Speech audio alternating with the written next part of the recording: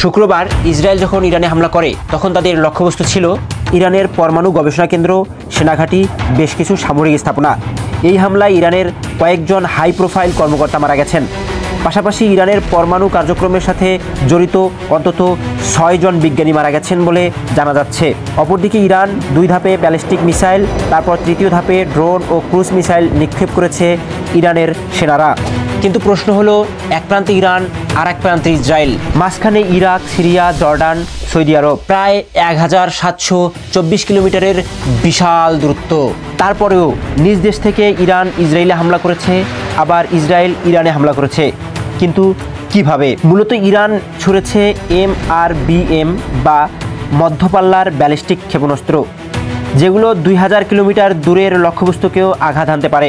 এই মিসাইলগুলো সোজা উঠে যায় আকাশমণ্ডলের বাইরে, তারপর নির্দিষ্ট গতিপথ ধরে আঘাত করে লক্ষ্যবস্তুতে, আর এভাবে অন্য দেশের আকাশ সীমায় না প্রবেশ করেই আঘাত হানে লক্ষ্যবস্তুতে। মূলত স্যাটেলাইটের লক্ষ লক্ষ ডাটা বিশ্লেষণ করে, জিপিএস ও AI দিয়ে ডাটা অ্যানালাইসিস করে মিসাইলগুলো নির্দিষ্ট লক্ষ্যবস্তুতে আঘাত হানে।